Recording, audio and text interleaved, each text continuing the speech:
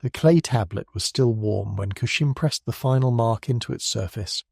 His hands trembled not from the effort, but from the weight of what he had just done.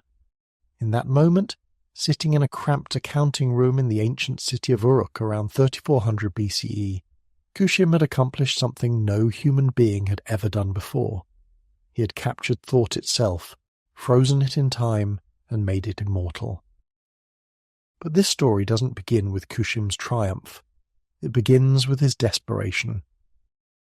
The impossible task. Imagine living in a world where nothing could be remembered beyond what a single human mind could hold.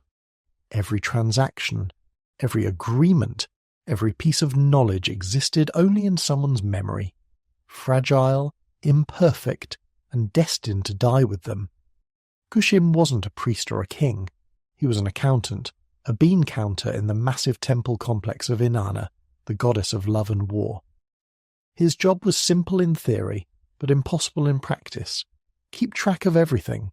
Every barrel of barley that came into the temple storehouse, every sheep delivered as tribute, every jar of oil distributed to workers, every transaction involving thousands of items, hundreds of people, and endless complexity. The system was breaking down. For generations, accountants had used a method that now seems absurd. They used small clay token spheres for barley, cones for bread, cylinders for animals. They would seal these tokens inside clay envelopes, creating a physical record of transactions. But as Uruk grew from a large village into the world's first true city, with over 50,000 inhabitants, this system became a nightmare. The storeroom where Kushim worked was filled with thousands of these clay envelopes. Finding a specific transaction from months ago meant breaking open dozens of envelopes, destroying the very records you were trying to preserve. Disputes were endless. Merchants claimed they had delivered goods that couldn't be verified. Workers insisted they were owed rations that no one could prove. The entire economic system of the world's first civilization was collapsing under its own weight. Kushim's supervisor, a stern temple official named Enlil Nasir, had given him an ultimatum: fix this chaos, or find another profession.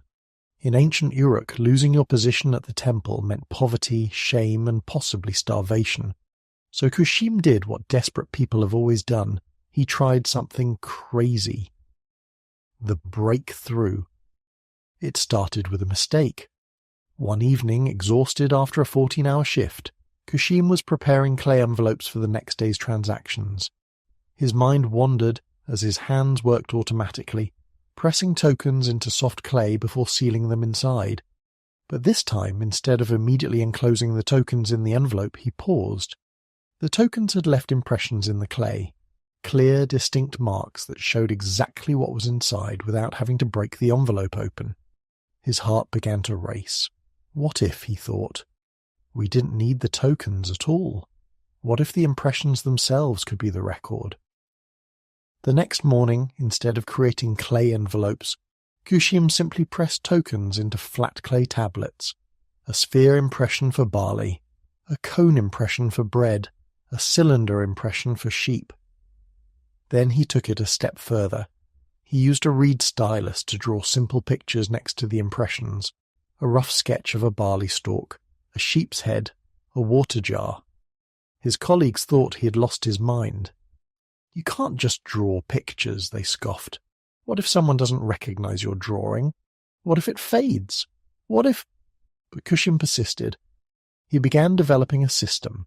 Certain marks would always mean certain things. A specific triangle pressed in a specific way would always represent barley. A particular combination of lines would always mean delivered or received. He wasn't just making random marks, he was creating a code, a language that existed outside of human speech. The first words. The real breakthrough came 3 months later, when Kushim faced a problem that tokens and simple pictures couldn't solve. A merchant named Urnanchi had delivered a large shipment of barley, but there was a dispute about the quality. Urnanchi claimed he had delivered premium grain. The temple officials claimed it was inferior stock. Both sides were getting angry. and without a reliable record there was no way to prove who was right. Kushim realized his system had a fatal flaw. It could record what was delivered, but not the details, the context, the story around the transaction. That night he sat alone in the accounting room staring at a blank clay tablet by flickering oil lamplight.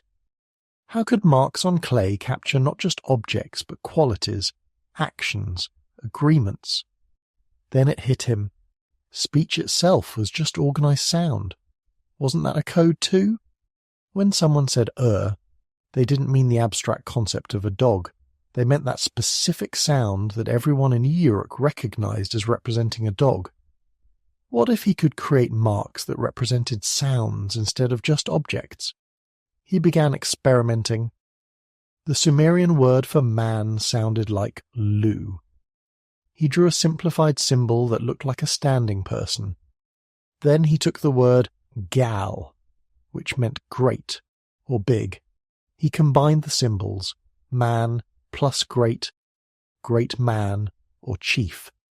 Suddenly he wasn't just recording objects, he was recording ideas, relationships, abstract concepts. Over the following weeks, Kushim developed something revolutionary, a system where marks could represent sounds, and sounds could be combined to create any word in the Sumerian language. He could now write, "The barley delivered by Ur-Nanshe on the 7th day of the month was of inferior quality and is disputed, not just numbers and objects, complete thoughts, human language itself frozen in clay." The resistance. You might think that such an incredible invention would be immediately celebrated. It wasn't. The temple priests were horrified. For thousands of years they had been the keepers of knowledge.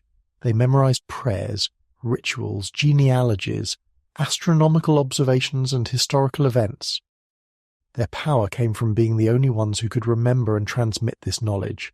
They trained for decades to develop perfect memories, to become living libraries. And now this accountant was suggesting that knowledge could be stored outside the human mind, that any person who learned this system could access information without consulting a priest. "This is blasphemy," declared the high priest Lugal-Kinishe Dudu at an emergency temple council. "Knowledge is sacred.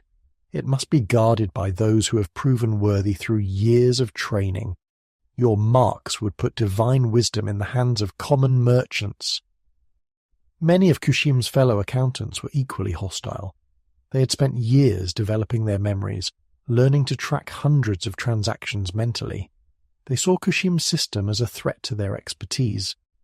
If anyone can just look at a tablet and know what happened, they argued, what use are we? Even Kushim's own family was divided. His wife worried about the danger he was courting by challenging the priests. His father, a traditional craftsman, couldn't understand why his son was wasting time scratching mud when he could be doing honest work. Kushim was isolated, mocked and threatened. The turning point. What saved Kushim wasn't his persistence or his brilliance. It was a disaster. In the autumn of Kushim's 3rd year of development, a fire swept through part of the temple complex. The flames consumed several storerooms, including the one containing clay envelopes with decades of transaction records, centuries of economic history gone in a single night. But Kushim's tablets survived. Not only did the fire bake his clay tablets, making them harder and more permanent, but they were organized and readable.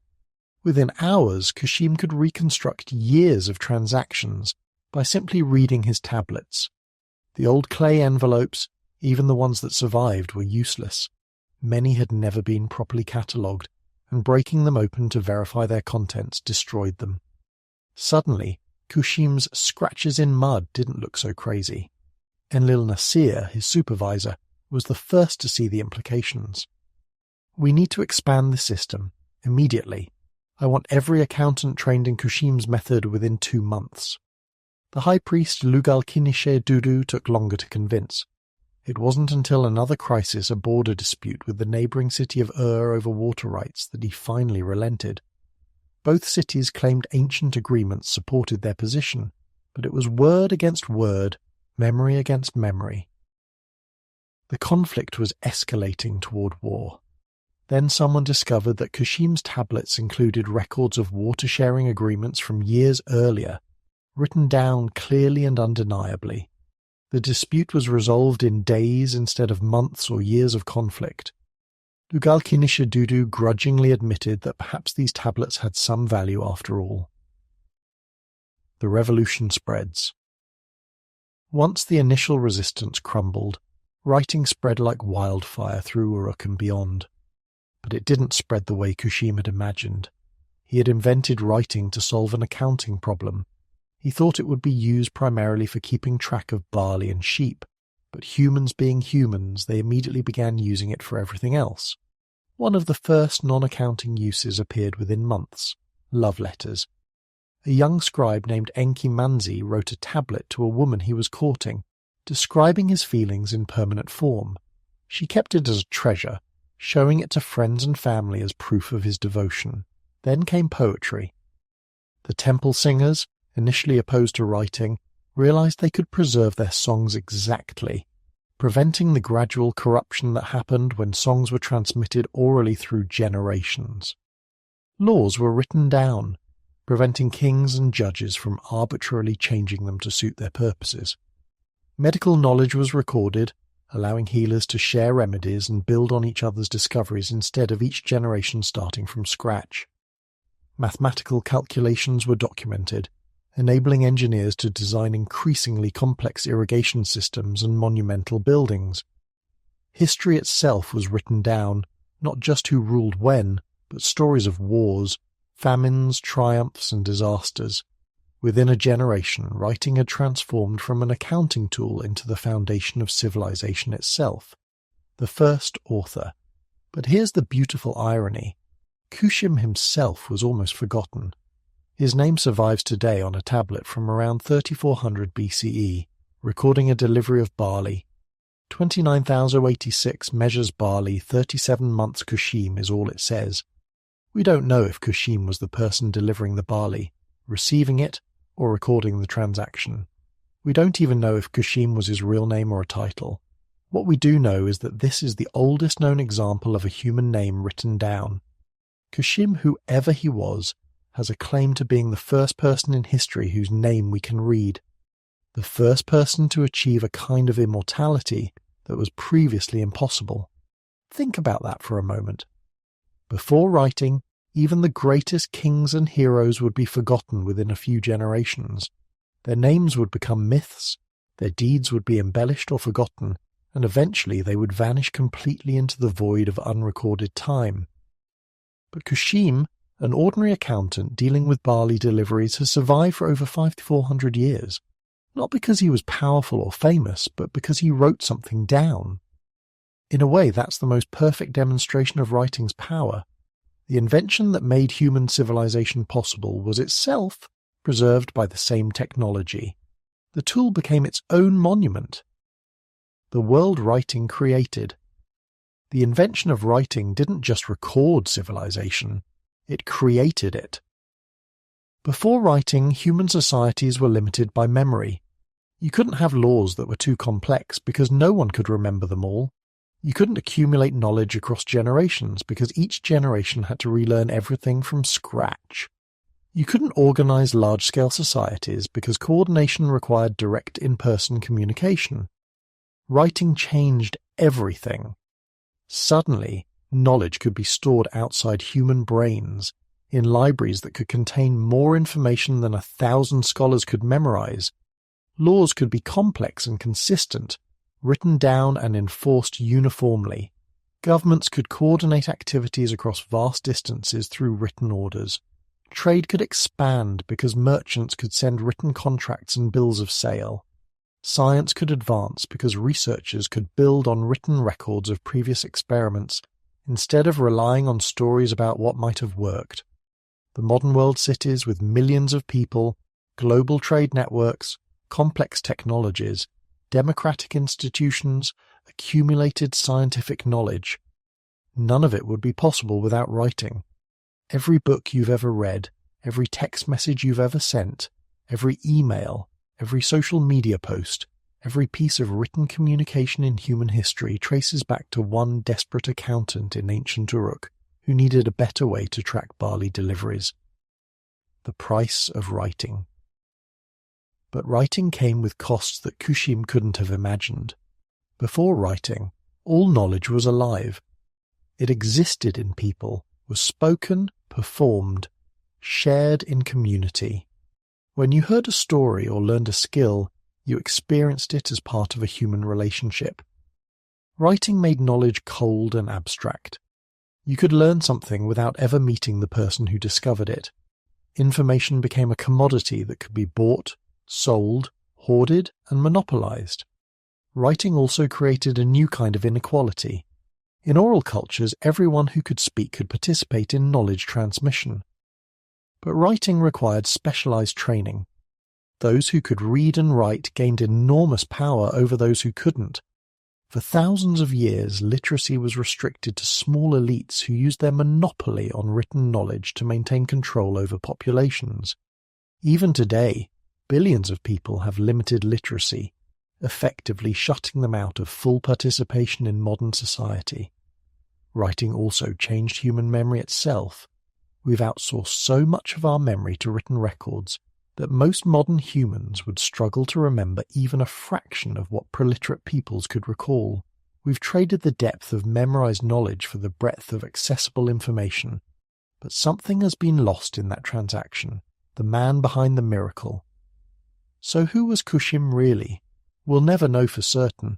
The archaeological record gives us fragments, a few tablets, some architectural remains, glimpses of a civilization emerging from prehistory into history. But we can imagine him as a real person. Tired eyes from working by lamplight, ink stains on his fingers, or rather clay dust. The weight of responsibility to track every transaction perfectly, the frustration of a system that didn't work, and the courage to try something unprecedented.